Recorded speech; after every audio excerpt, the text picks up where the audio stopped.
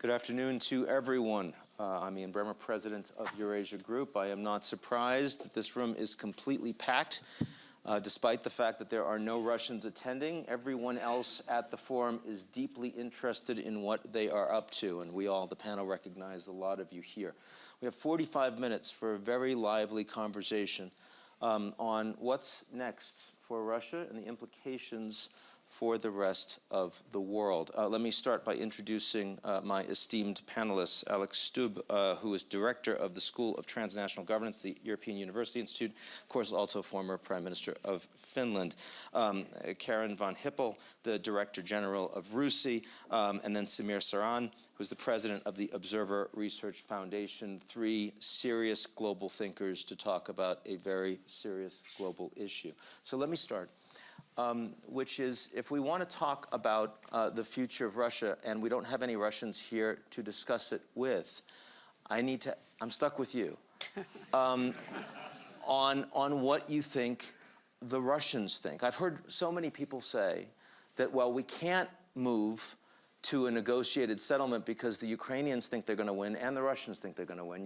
You never get a ceasefire when that happens. Do the Russians really think they're going to win at this point? Do you believe that?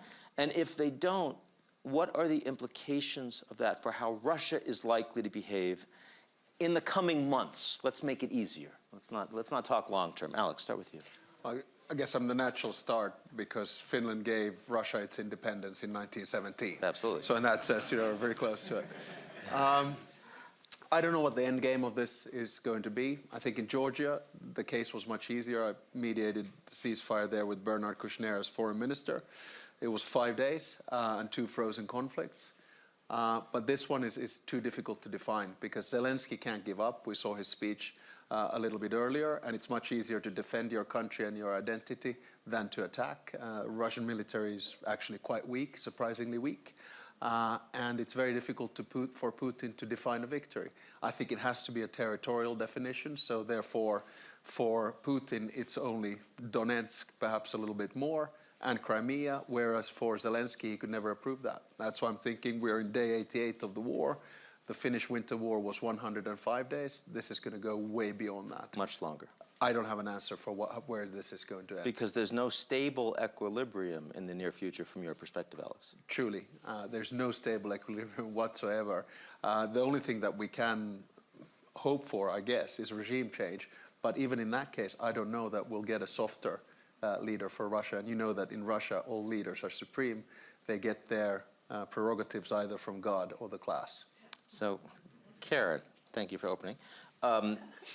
Do you think the Russians see an outcome that they can announce as a victory, both in Ukraine as well as what it means for their relationship more broadly with NATO?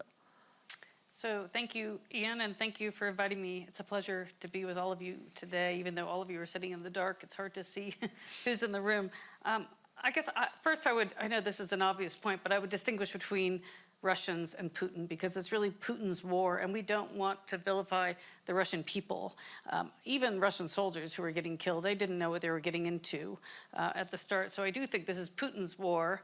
And what does Putin think? I don't think any of us know. Everyone's been trying to second guess what he thinks. Does he even watch Western television? I have no idea if he even knows what others are saying about him. And people who I ask who follow this very closely, they also don't know. And so it's hard to say, are people telling him the truth? Does he know what's going on? And what are his red lines? It's hard to say right now. You know, the distinction between offensive and defensive weapons has evaporated, those coming from the West. We weren't sure if we provided offensive weapons, that might be a red line. We just don't know yet with him. And so there's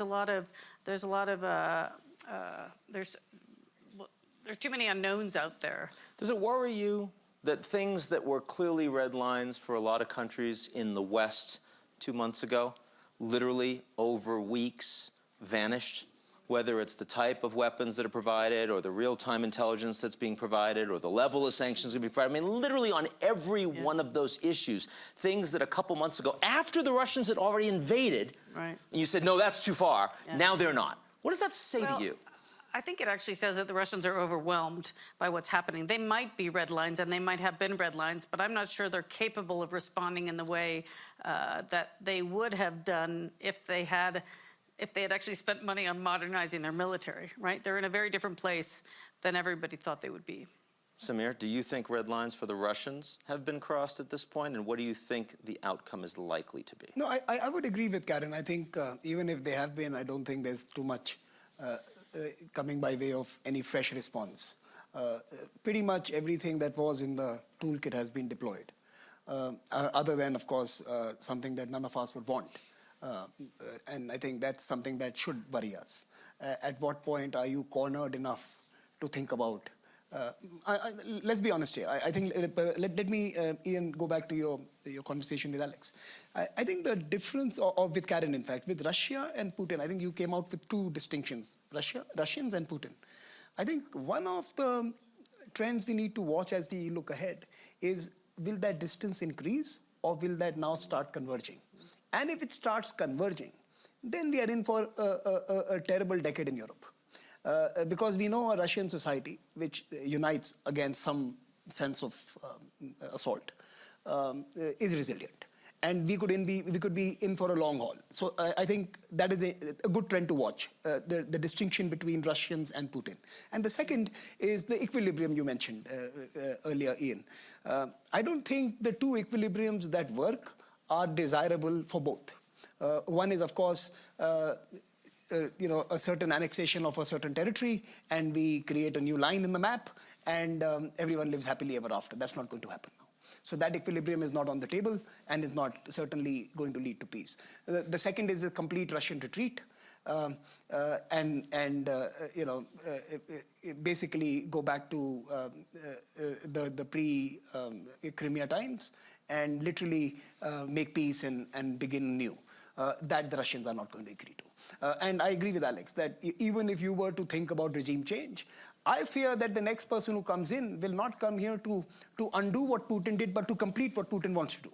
And I think that is also a risk we should be considering as we think about it. So I think we are in for a tough period ahead. It's difficult to predict. Now, Karin, how much of a Russian retreat should the West want? In other words, I mean, you hear the NATO allies that are saying, oh, we could take them out of Crimea potentially. I mean, clearly the interest in all the territory that was taken post-February 24th, but what about that was informally occupied? What about the attacks that are on Belgrade? What about the degradation of the Russian military? I mean, different Western leaders have said different things about what the desired outcome is. What do you think the West should be looking for as an outcome here? The West is saying it's up to the Ukrainians, obviously, to decide when they want to compromise and how. I think the Russians,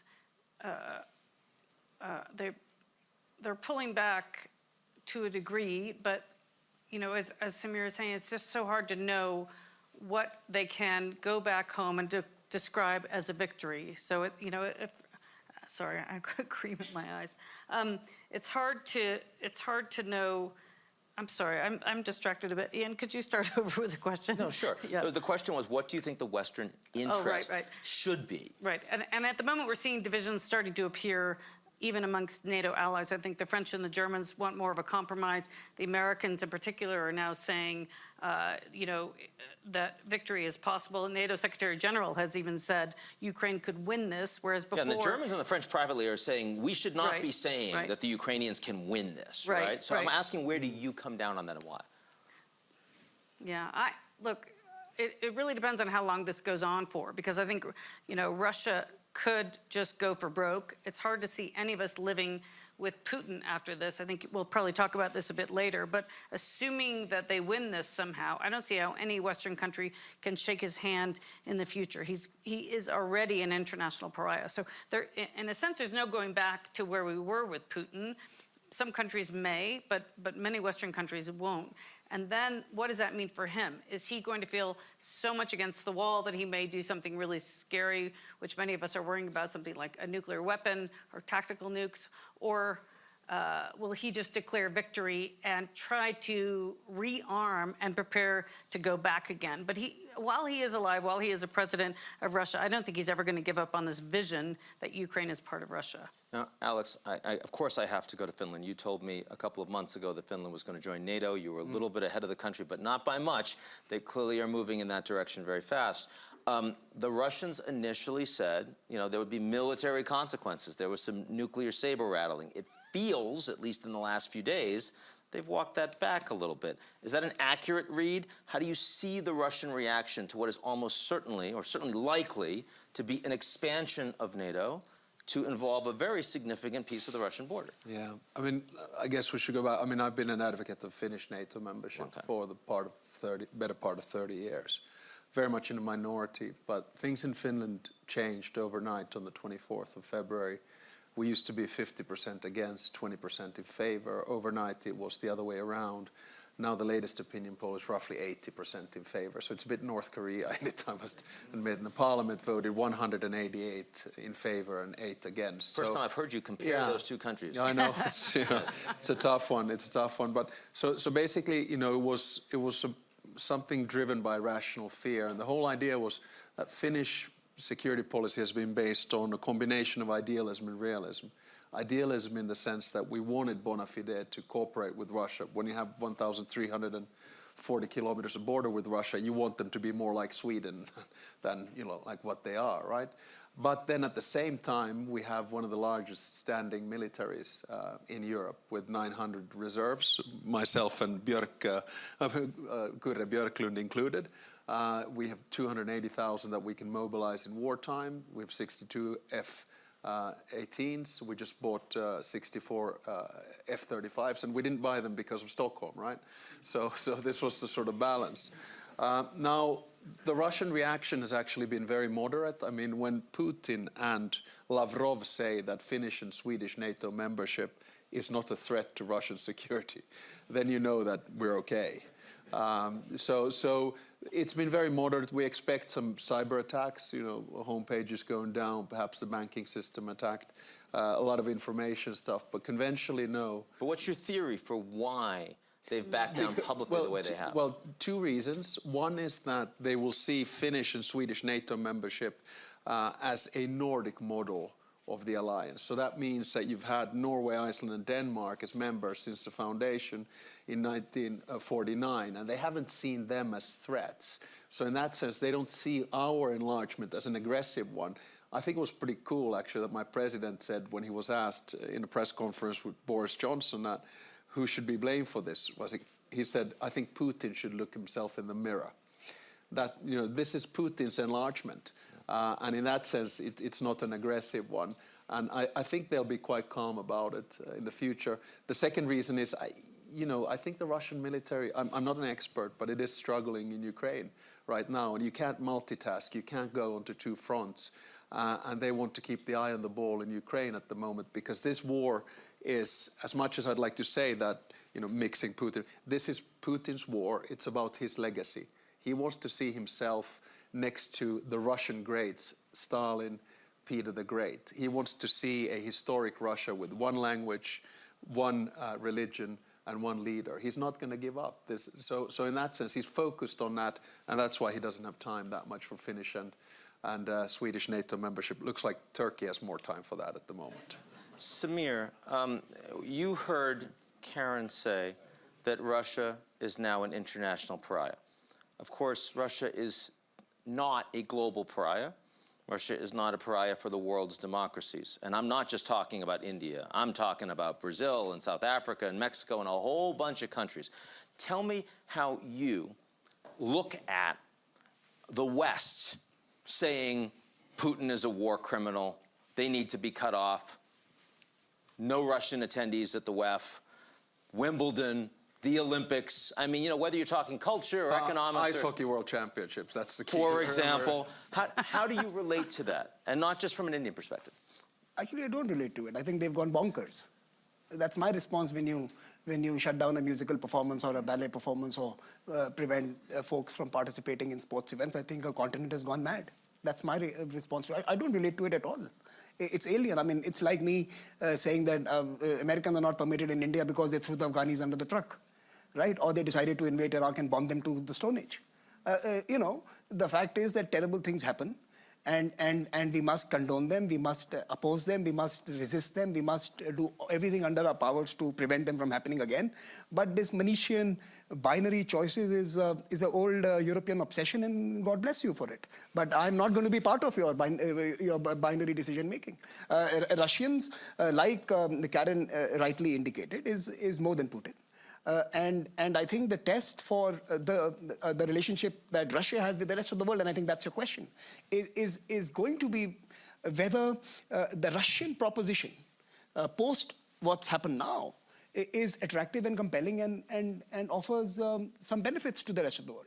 And I suspect, and this is now, listen, I like the Europeans. I'm married to one, so don't get me wrong. But I think the challenge for Russia is going to be that there will be very few takers for Russia generally. And that's what I was discussing with Alex, that it's not whether India needs to make a choice about Russia. If Russia does not get its act together at $5 trillion, Russia has no stake in the Indian future. They have counted themselves out. It's not, we don't have to do anything. They're doing it themselves. It's a IKEA store. So for me, I think the question is that does Russia have anything to offer to the world? And Russia, in its current state, is struggling to provide any sense of partnership, benefits, and offerings. And how much has your view changed on that issue as a consequence of the invasion of Ukraine? Okay, now, on a side note, I'm not a military expert like Alex again. But if you were to look at Armenia and then Ukraine, we should really be rethinking our defense planning in many parts of the world. I think that weaponry is not doing too well. That's one takeaway. So India should not be having such a strong defense Like I said, I'm not a with defense Russia. expert, but I suspect that many experts around the world would be watching these conflicts quite closely to think about their own armies and planning purposes for defense and security apparatuses. But as a consequence of this, I think fundamentally something has changed. Let me give you an example of the BRICS. Now, there was a statement by our foreign minister a few days ago that I read, which says that there are 3 out of the 5 countries who have never violated sovereignty of anyone else and territorial integrity. You know, that's something big coming from within a grouping conversation. So I think it is going to have consequences. The idea that it's not going to affect brand Russia going ahead is absolutely rubbish. Russia has been impacted terribly. Don't, just because people are not joining the performative chorus of Europe and condemning them and giving a screen to the man to come and make a speech doesn't mean that we like the Russians. I think there is a false assumption here that just because you are not shouting it out loud means that you have any affinity to the actions of Russia. I think there's a difference between the two. Russia, the Russian proposition has very few takers anywhere in the world, but condemning them and sending them to Saturn to live thereafter. Alex wants to jump in, but can we at least say that buying a lot more oil from the Russians doesn't mean that you are that bothered by them? So, you know, I was telling someone else in the morning, in the maths class, first thing that we learned was 4 into 0 is still 0. So even if I was to buy 4 times more oil than Russian, it's so negligible that Germany would chew that up in the afternoon, like my foreign minister mentioned. So it doesn't really matter. Me buying oil from Russia is not a factor here other than selling a Financial Times struggling newspaper somewhere. It doesn't really matter to me. Alex? Yeah, I guess the basic message here is, and this is what I think we in the West are misreading. I think we're looking at this crisis for understandable reasons from a very Eurocentric perspective. So, for instance, we took a lot of joy in seeing the UN vote, 141 condemning Russia, 35 abstaining, and 4 being in favor of Russia. But those 141 votes were actually quite soft. They were scrambled in basically last minute. And the 35 votes that abstained, they were over half of the world's population. So basically the rest of the world, Asia, India, Africa, which is often non-aligned, China, even Latin America are telling us a story. They're saying that, listen, this is your war. It's once again a European war. Yes, it's about your territorial integrity. We understand where you're coming from. But listen, it has ramifications on us, on inflation, on food prices, on energy prices, and therefore sort out your own mess. And in that sense, I don't want to draw too big of a conclusion from this, but there is this element of a 1989 moment in the sense that we believed then that this is the end of history, everyone is going to go to liberal democracy, social market economy and globalization, and that didn't really happen. And in that sense, the West needs to refigure that, are we looking at a value-based world order, which we've been pushing either through war or otherwise, or are we looking at a rules-based world order? So one thing that I think that you two agree on, and maybe Karin as well, we just haven't gotten to you yet, is that Biden's statement of this is about democracies versus autocracies, you would say that was a mistake. Well, I'm not saying it's a mistake, because to be honest, I think this administration has done a great job. I'm an avid transatlanticist, and I'm really excited that Finland is going into NATO, and thanks Joe Biden and the rest of it.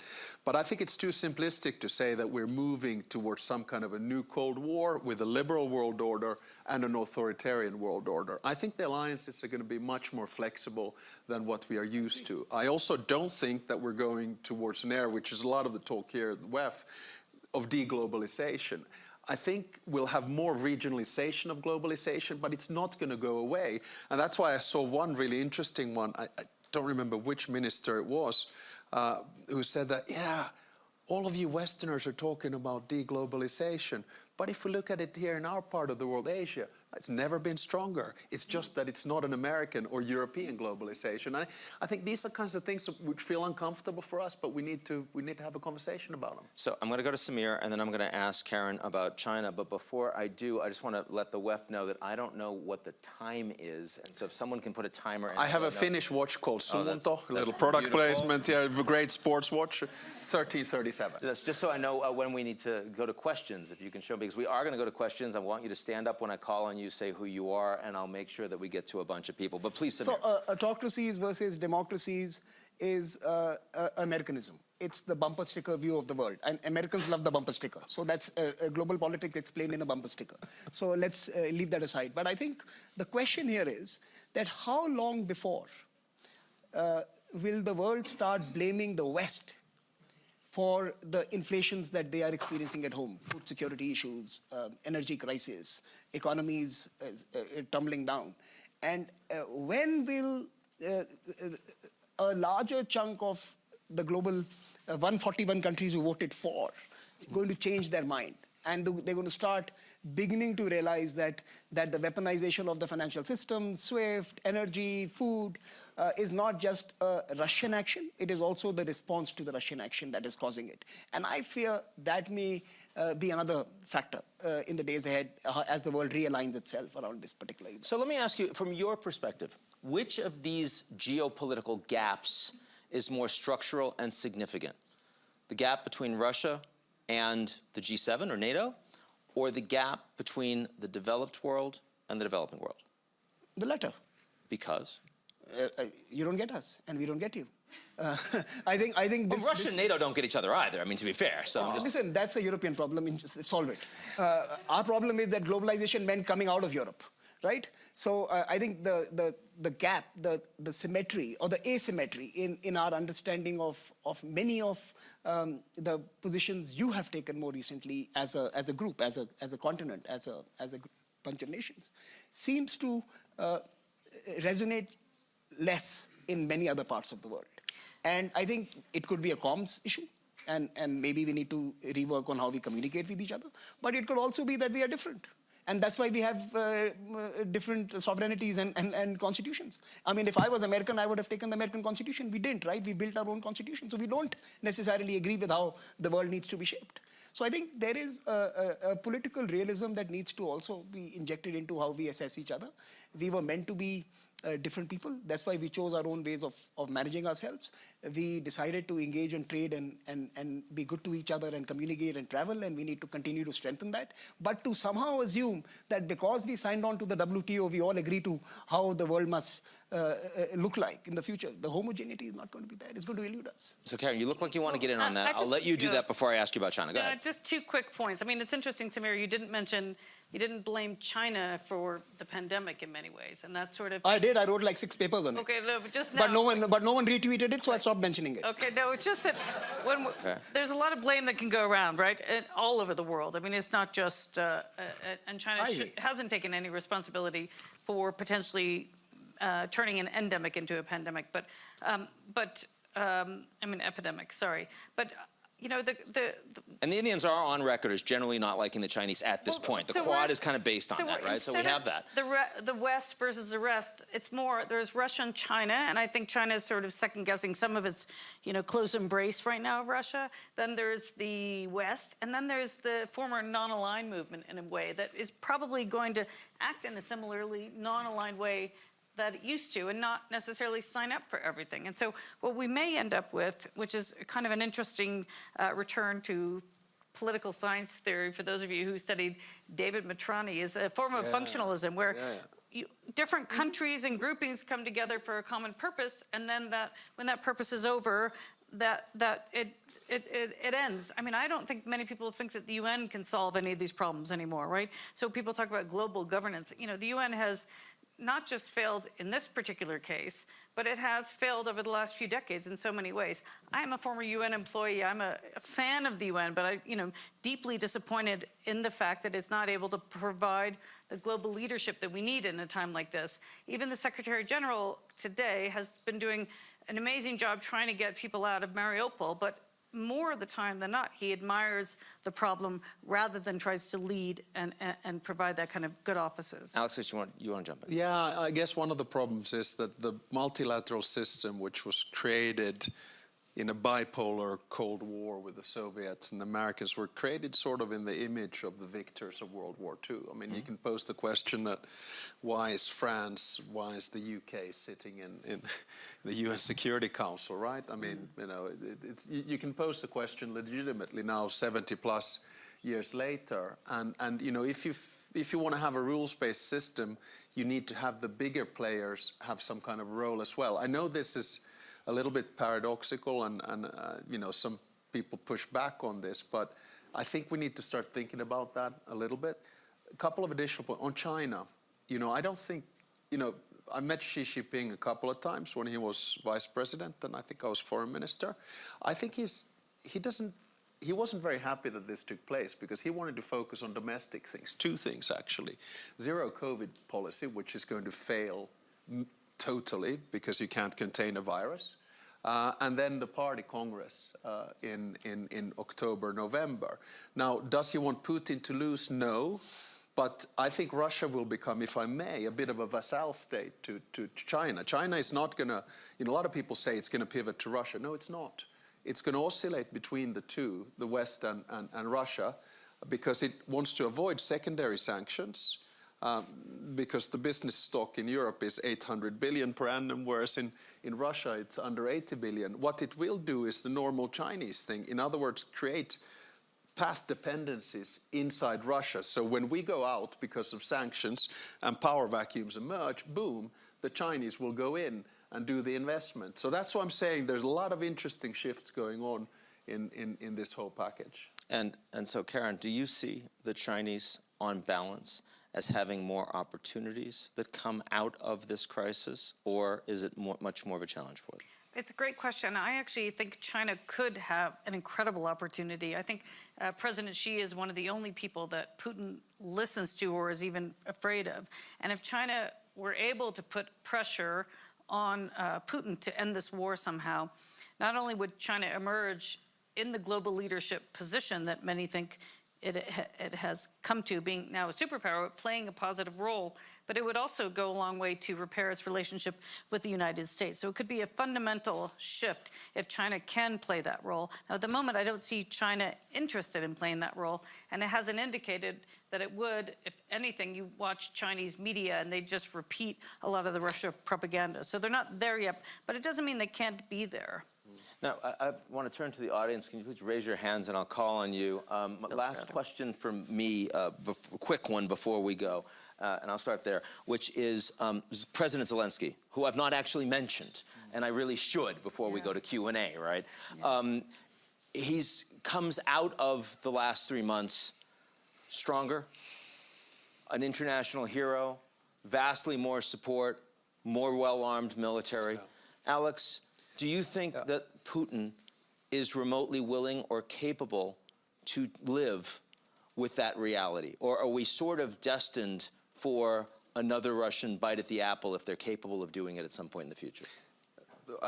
The answer is no, he's not capable to live with this, because obviously, not only in the West, but in general, we are still seeing a grand aggressor attacking a small aggressor. And then we see a villain in Putin and a hero in Zelensky. But may I just sort of lift a slight warning finger?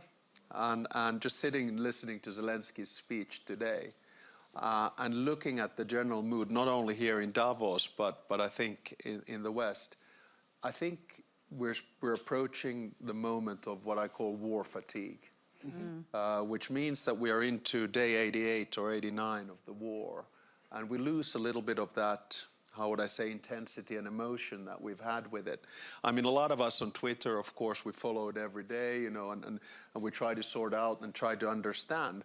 But this solidarity, outpour of solidarity and unity and actually effective decision-making that I've never seen coming out of the European Union, or this sort of new transatlantic alliance, or even, you know, Finland and Sweden going into NATO, this is going to start turning when summer comes in. And what happens is that instead of looking at the solidarity aspects of, you know, we feel for the Ukrainians, a lot of people are going to start looking at their own situation.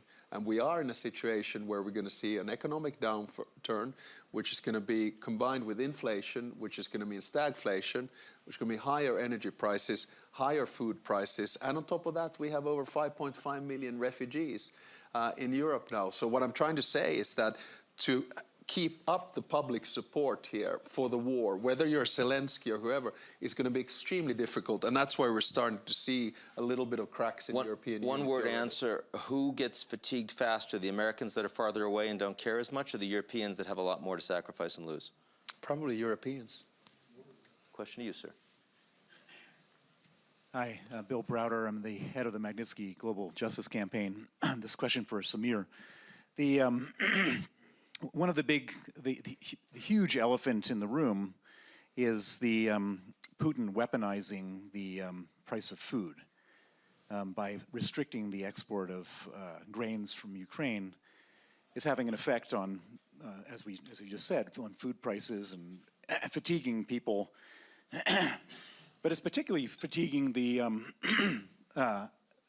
developing countries of the world, the less well-off countries of the world, countries like India, and countries like most of those countries that said this has nothing to do with us. And so I'm trying to reconcile, and you don't have to answer on behalf of the entire non-Western world, but since you made the point, I'm trying to reconcile this attitude that this is a problem of the Western world, nothing to do with us, you guys fight it out yourself, we're going to abstain, with the fact that you're probably going to bear a bigger price and more political instability and potentially starvation for not getting involved. Samir. Thank you, Bill. So I think it's like, sorry, can I reply or are you going to collect some? No, you go. No, so I think it's a bit like, it sounded a bit like I've heard others tell me in this very room that you guys are going to burn because of climate change, why don't you stop burning coal? It sounded a bit like that, that, you know, somehow a European conflict becomes my burden to bear. Now, of course, we understand that. We understand the conflict causes hardships. And I did mention that the question that the politics is going to respond to is that who does the non-Western world blame for their hardship? That's the point I was trying to raise. I'm not going into the physics. And you said it's a comms question, kind of. Yeah. And I said, the point, I was not trying to at all obviate the very importance of what you've just asked me, Bill. My question is, who do you blame for it? I think if we were to do a poll, today you might get a certain answer. In 3 months, it might be very different. And that's the point I'm trying to make, that are we going to start seeing the weaponization of everything that has happened in this particular conflict? From the SWIFT system to taking away people's reserves to bank accounts. You know, we've seen a weaponization of everything. In fact, when sorry, I'm going to take 30 seconds because it's important. When we were designing the Raisina dialogue last month, and I went to a very senior finance ministry official and asked them that what should we be discussing about the pandemic response, recovery, in economy. No. We should be talking about the weaponization of supply chains, the weaponization of the financial supply chains. Everything that we were told was a given is no longer true. And many countries in the world are worried when they depend on dollars and when they depend on certain kind of Western institutions for their survival. So yes, the food is a very important question, and we are all going to have to find a way to manage it. So what I'm hearing is that, you just don't like big power unilateralism. Correct. Yeah, which is manifests in different ways. Please, Yeah, Alex. but because it's a business audience here as well, I mean, the way in which I want to think about things is that we've now had this sort of 30-year age of relative peace, right? But we think in geopolitics in old terms. We think it's sort of military and tanks and arms and things like that. But if we live in this world or age of unpeace, I think Mark Leonard's called it, where everything can be weaponized, that's when business comes in. Because the things that were supposed to bring us together, right? Trade, information, technology, the internet, they're actually tearing us apart at the moment, and in a very effective way. So because you can use sanctions as a weapon, you can certainly use currency as a weapon, you can use energy as a weapon, you can use human beings in terms of migratory flows as a weapon, you can use information as a weapon. And then we get into this sort of Hobbesian world a little bit where, you can really play the power game beyond. And that's why I keep on saying that all of these people who are trying to create some kind of a construct of a new world order where you have these poles and superpower, I don't believe in that. We live in a transnational world which is actually quite messy. And I'm quite comfortable with that, actually. I don't want to be dominated by anyone. But that's the reality that I think we live in. Politics is getting less and less important, and actually business is getting more and more important in its own way. I'm going to push back on politics being less and less important, but not today, not right now. I won't. Karen, go ahead, jump in. But then the questions have to be quick because I want to get 2 or 3 of them. Yeah, just briefly on the business point, I mean, don't forget, a lot of big businesses are voluntarily pulling out of Russia too, right? So they're playing that exact same card too. Yeah, so we've never seen it at that level before. It was famously said that the most powerful generals America had in the 20th century were General Ford, General Motors, General Atomics, General Electric. And now you have the 4 big tech companies cancel a whole continent or a whole country. Now that should worry a lot of countries around the world. That based on a political decision by a set of actors, you have cancelled the communication capabilities of a country. I would be worried if I was the communication minister in my country. So in another panel, we're going to ask Samir if American government or American corporations are the larger evil, but not right now. We have a question right here, please. Hi, I'm Jay Galla. I'm chairman of the Amaraja Group in India, also a member of the Indian Parliament. I've been listening to all of you talk about the impact on the expansion of NATO that this crisis has brought about, but nobody's speaking about non-proliferation and what's going to be the impact on non-proliferation because of this crisis. I'm sure the Ukrainians are regretting the day that they gave up their nukes. Who wants to take that? Karen? I mean, we've already seen a number of other countries in East Asia, Japan and Korea, talking about getting nuclear weapons. A lot of nuclear energy is being, lots of conversations about reinvesting in nuclear energy. So yeah, if you're an anti-nuclear energy or a nuclear weapons person, certainly this isn't a good sign and certainly a good lesson. Just like Libya did the same thing. They gave up their nuclear weapons and then that was the end of it. So yeah. I'm going to try to get to 2. John, you're first. 2 points. Putin is John Shipman, ISS. John Shipman, ISS. Yeah.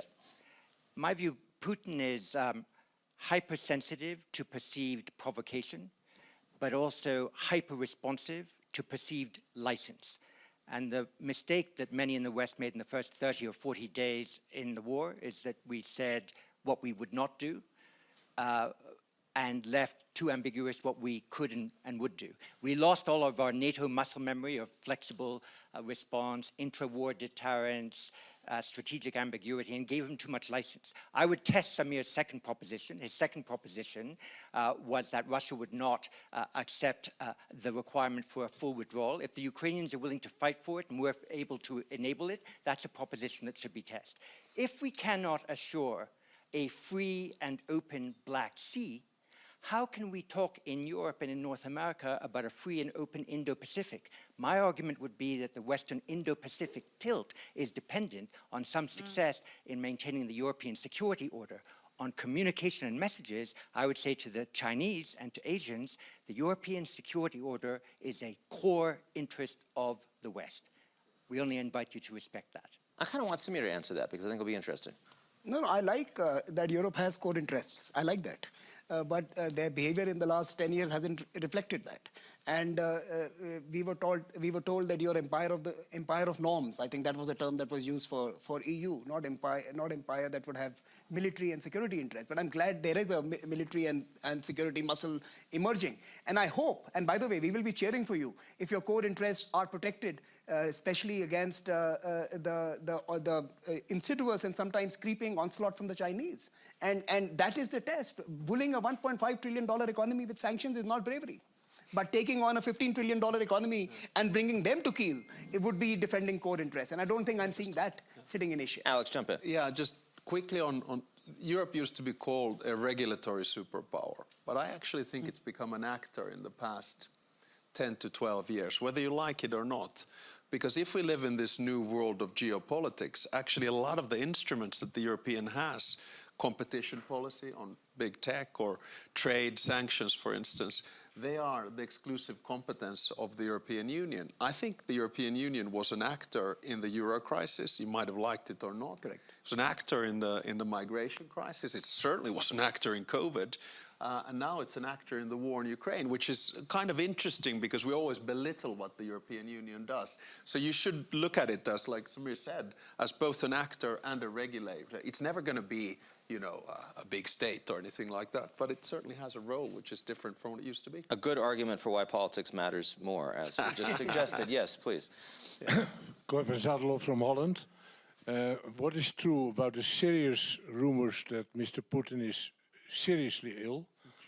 And what will be the immediate consequence, what the forum thinks about when he will hopeful peacefully pass away. Hopefully it doesn't take too long that he hurts his health too much.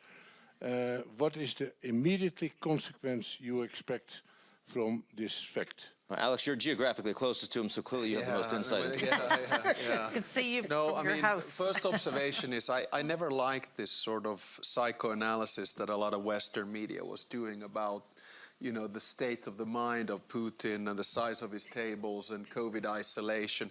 I think it's a rather irrelevant, you know, but I met him quite a few times, and I think, and Bill probably as well, I mean, he's very intelligent, he's well prepared, he's shrewd, he's cold, he's calculative. Now we're getting into sort of this physical analysis of you know, is he eating cortisone and, you know, what's the...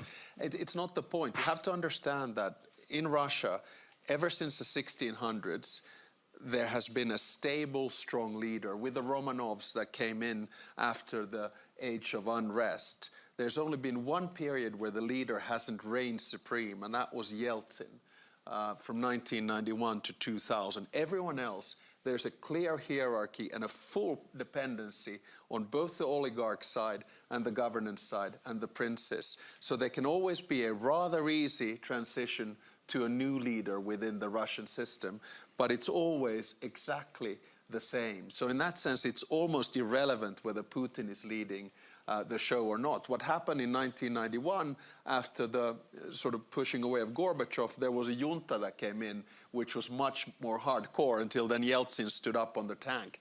We just simply don't know, but I think in the West we need to stop this, you know, medical analysis of Putin. It doesn't get us anywhere, whether it's psychological or physical. I think the second part of your question is very important.